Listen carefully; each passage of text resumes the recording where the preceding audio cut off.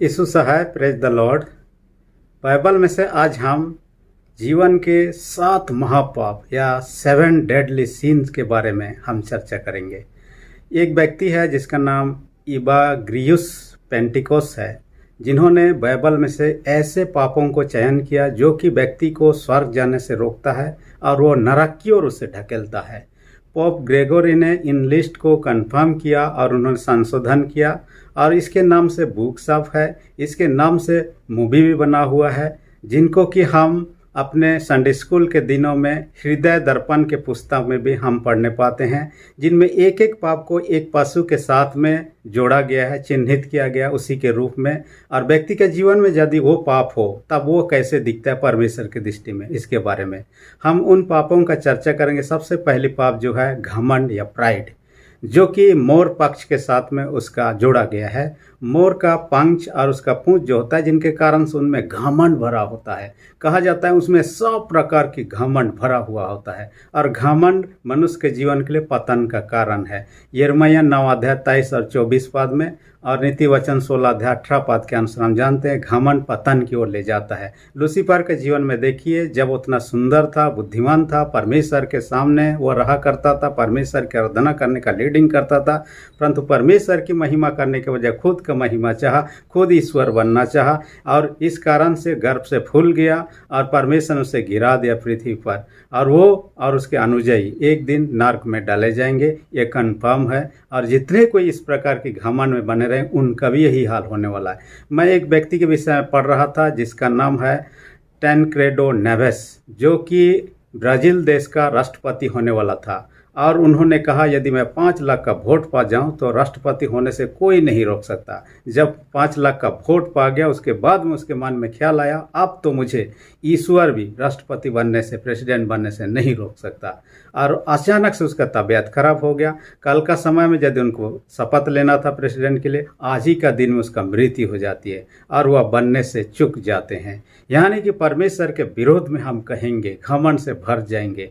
हमारे जीवन को जिसने दिया है तब हमारे जिले विनाश का कारण हो सकता है। इसलिए ये घमंड हमारे जीवन से हम दूर रखें। दूसरी प्रकार का जो कहता है वह है वासना या लस्ट, जो कि एक बकरा के साथ में तुलना किया गया। बकरा ऐसा जानवर है या पालतू जानवर है जो कामुकता को दर्शाता है और काम लिप्सा या तो अनैतिक काम से जुड़ा हुआ देखा जाता है। और जो व्यक्ति इस प्रकार का स्वभाव रखते हैं उनके जीवन में इस बकरा का गुण को हम देख पाते हैं। और बाइबल में से हम एक व्यक्ति को देखने पाते हैं अपने जीवन इस प्रकार के कामों को किया, वो तो राजा दाऊद था, जिन्होंने जबकि लड़ाई चल रहा था उस दरमियान घर में था और छत में जब टहल रहा था, नज़दीक में ही बैतशबा को नहाते उन्होंने देखा। अर्धनग्न अवस्था में जब देखने के बाद में उनके मन में काम लिप्सा जाग उठा, वासना जाग उठा और उनको बुलाकर उनके साथ व्यभिचार करता है। यहाँ तक रुक नहीं जाता है, बाद में उसके पति को मरवा देता है और बैतशबा को अपना पत्नी भी बना लेता है। लेकिन इसका खमियाजा उसको भुगतना पड़ता है। नबी के माध्यम से दंड की घोषणा किया जाता है और परमेश्वर उसको दंड भी देता है। हालांकि इन पापों को जानने के बाद में दाऊद राजा पछतावा करता है और उसको क्षमा भी मिलता है और बाद में उनका जीवन सुधरता है। कहने का मतलब है आज हर समय इस प्रकार की घटना बढ़ते जा रहे हैं। हमारे देश के विषय में स्टैटिस्टिक देख रहा था, 2020 की ही कहा, एवरेज हर दिन 77 लेडीज सब का बलात्कार होता है। ऐसी घटना जो कि रिकॉर्डेड है पुलिस स्टेशन में, उसके अनुसार में कहता है। और बीते साल 2020 का टोटल आंकड़ा कहा जाता है काफ़ी ज़्यादा दिखाई देता है और वो तो है 28,046 केस जो रेप केस से जुड़ा हुआ है। यानी दिनों दिन ये बढ़ते जा रहा है, हर साल इसमें वृद्धि होते जा रहा है। लोग इसके कारण से बच नहीं पा रहे हैं। अच्छे से अच्छे, बड़े से बड़े ओहदा लोग भी ऐसे काम लिप्सा व्यभिचार काम में फंस जाते हैं।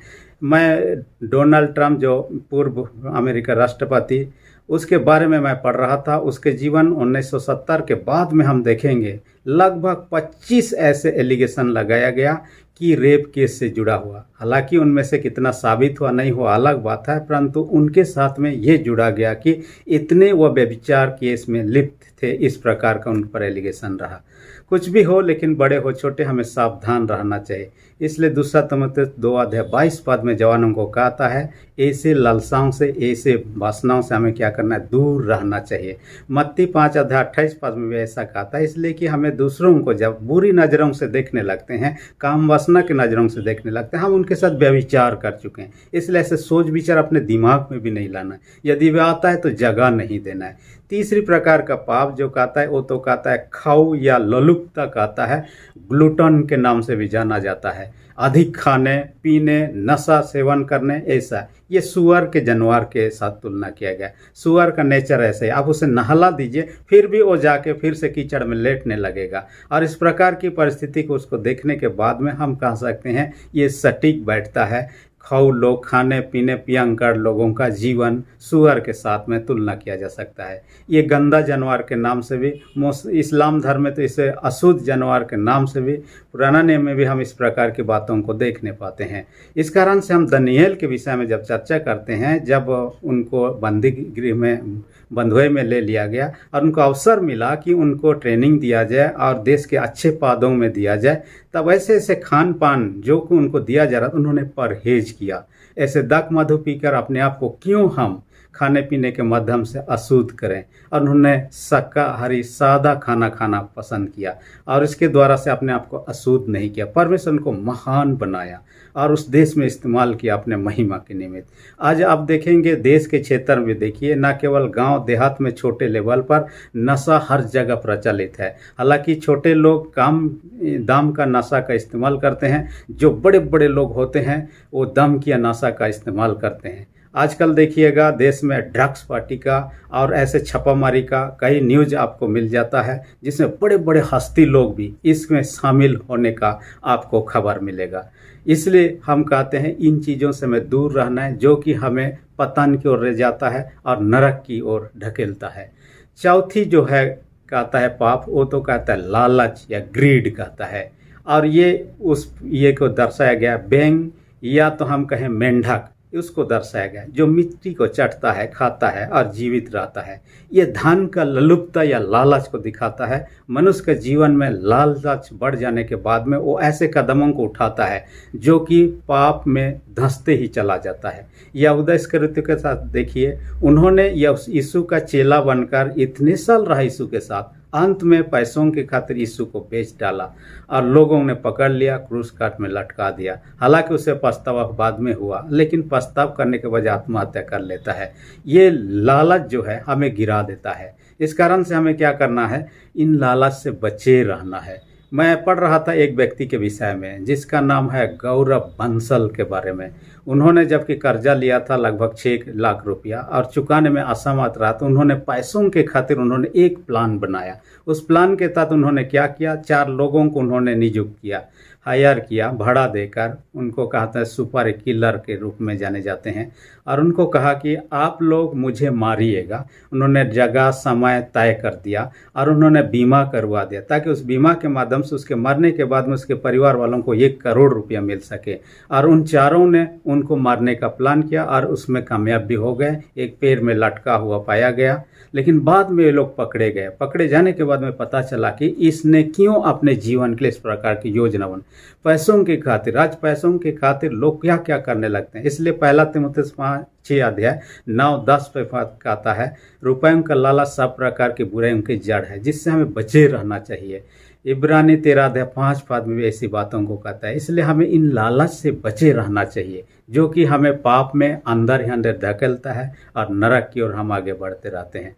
5वीं जो है कहता है वो तो है ईर्षा या एनवी कहता है, और ईर्षा के लिए सांप का इस्तेमाल किया गया। सांप ऐसा जानवर है जो कि ईर्षा करता है। हम सृष्टि के समय से देखने पाते हैं।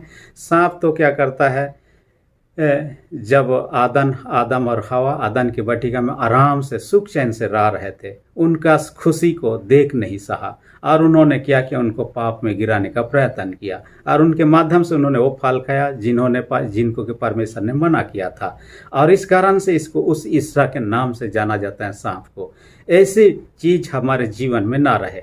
हम ईर्ष्या कब करते हैं? दूसरों का फूलता फलता बढ़े हुए उन्नति को देखते हम सह नहीं पाते हैं, हम ईर्ष्या करने लगते, जलने लगते हैं। और बाइबल इसके लिए मना करता है। नीति वचन 14:30 में कहता है, स्वस्थ मन क्या कहता है, या तो मन सही रहना क्या कहता है, स्वास्थ्य के लिए अच्छा है कहता है, परंतु ईर्ष्या करना हड्डियों को भी गला देता है कहता है। इसलिए हमें इससे बचे रहना चाहिए। बीते दिन में मैं एक व्यक्ति का इंटरव्यू देख रहा था, जिसका नाम है सोनू सूद, जो कि कोविड-19 के समय जब लोग अपने घरों को आ नहीं पा रहे थे, काफ़ी लोग उनके माध्यम से अपने घरों को लौट सके, जिनके घर आने के लिए उन्होंने व्यवस्था किया, खाने के लिए व्यवस्था किया। और इस व्यक्ति का इंटरव्यू में हमने देखा कि उनको कई बार राज्यसभा का मेंबर होने के लिए ऑफर भी आया और उनका एक प्रकार का कंडीशन था, आप ये अनुमति दें कि मैं दूसरे पार्टी के बारे में गलत सलाह ना बढ़ूं, उनके ऊपर में मैं ये ना करूं, लांछन ना लगाऊं, दोष ना लगाऊं। ऐसा यदि होता है तो मैं पार्टी में आ सकता हूं। लेकिन लोगों ने कहा कि पार्टी में आना में तो दूसरे के विरोध में ही बोलना है। इस प्रकार का हमारा राजनीतिक जो स्वभाव है, नेचर जो है इस प्रकार का। लेकिन कई लोग इससे पसंद नहीं करते हैं। ऐसा करना नहीं चाहिए, दूसरों को ईर्ष्या करना नहीं चाहिए, दूसरों की उन्नति के लिए सोचना चाहिए, क्योंकि हम दूसरों को उन्नति के लिए सोचेंगे नहीं तो हम दूसरों का भलाई काम नहीं कर सकते हैं। इसलिए हम इससे बचना है तो दूसरों को मदद करने का सोच विचार करें, अपने ये को डेवलप करना चाहिए। 6वीं बात जो कहता है वो तो पाप को कहता है, क्रोध कहता है, रथ कहता है। और ये क्रोध जो है मनुष्य का जीवन को तबाह भी कर सकता है, क्योंकि क्रोध जब भड़कने लगता है हमारा दिमाग के संतुलन हिलने लगता है, हम सही डिसीजन नहीं ले पाते हैं और ऐसे ऐसे कामों को करने पाते हैं। मैं कई लोगों को ऐसे देखा, गुस्सा के मारे मोबाइलों को पटकते हुए मैंने देखा। इसके द्वारा नुकसान किसका होता है? उसी का होता है। इसलिए इन चीज़ों से बचना चाहिए। क्रोध के कारण ही आप देखिए, काइन और हाबिल जो कि आदम हवा का बेटा थे, उन्होंने बलिदान चढ़ाया और काइन का बलिदान को जब परमेश्वर ने ग्रहण नहीं किया, उन्होंने गुस्सा किया। वो अपने जीवन को, अपने जो बलिदान था, जो उसमें कमी था, उसको सुधारने के बजाय वो गुस्सा हो गया और अपने भाई का कत्ल कर दिया। और पहला मर्डरर वही कहलाता है। इसलिए गुस्सा के कारण से कुछ भी हो सकता है, किसी का हत्या भी और कई सारे धन जीवन में नुकसान हो सकता है। मैं मिनिस्ट्री के दरमियान में शुरुआत के दिनों में मैं जहाँ पोस्टिंग था वहाँ पर मैंने देखा 2 आपसी पड़ोसियों में झगड़ा हो गया था और एक व्यक्ति ने दूसरे आदमी को जमीन जायदाद के कारण से पिटाई कर दिया। पिटाई करने के बाद में सोचने लगा दूसरा व्यक्ति मैं कैसे बदला लूँ। तो गर्मी का सीजन था, कई लोग बाहर में सोया करते थे, इसलिए उन्होंने देखा कि वो सोता कहाँ है। इसलिए रात के समय में उन्होंने धानु और तीर को पकड़ के आया और जब वह सो रहा था नज़दीक से ही उनको मारा, एक धानु खींचकर। और जैसे ही मारा, वो छाती में मारना चाह रहा था लेकिन उसका निशाना चूक गया, थोड़ा सा किनारे हो गया। वो तुरंत मरा नहीं लेकिन अंदर धंस गया और उसको जाते हुए भी देख लिया। बाद में वह गया हॉस्पिटल, उसका ट्रीटमेंट हुआ, ठीक तो हुआ। बाद में वो व्यक्ति भी पकड़ा है जिसने उसको मारा था। कहने का मतलब है आजकल लोग क्रोध के मारे कुछ भी कर, किसी का जान लेना एक प्रकार का सहज, ये कहने जैसे हल्की बात समझने लगते हैं। इसलिए इन चीज़ों को अपने जीवन से दूर रखें। बदला लेना भी नहीं है। बाइबल कहता है रोमी 12 अध्याय उसका 19 पद में कहता है बदला लेना मेरा काम है। परमेश्वर आपके मेरे लिए अपने तरफ से बदला लेगा। कई लोग हमारे जीवन के प्रति कई प्रकार का अड़चनों को करेंगे जिनके कारण से हम गुस्सा हो सकते हैं। यहाँ पॉजिटिव गुस्सा और नेगेटिव गुस्सा भी हो सकता है। मैंने इस पर एक वीडियो भी बनाया है, पॉजिटिव गुस्सा किस प्रकार हो सकता है। यहाँ नेगेटिव गुस्सा की ओर जो कि हमें कम से कम पाप में गिराती है और जिनके कारण से हम स्वर्ग जाने से वंचित हो सकते हैं। 7वीं जो पाप तो कहता है वो आलस्य है, कहता है स्लॉथ कहता है। ये कछुआ के साथ में तुलना किया गया। कछुआ बहुत स्लो ये है और चलता भी है स्लो से। हालांकि हम कई कहानियों में उनको कंपटीशन में जीतते हुए देखने पाते हैं, परंतु उनका नेचर जो है स्लो स्वभाव का, इससे आलस्य को दर्शाने का प्रयत्न किया गया है। हम अपने जीवन में आलस्य ना करें, आलसी ना हो। पौलुस प्रेरित इसलिए कहा जो काम ना करे वो खाना भी ना खाए, उन्होंने ऐसा भी कहा। और याकूब की पत्री में कहता है जो भलाई करना जानता है नहीं करता उसके लिए पाप है कहता है। इसलिए हमें आलस्य नहीं होना है।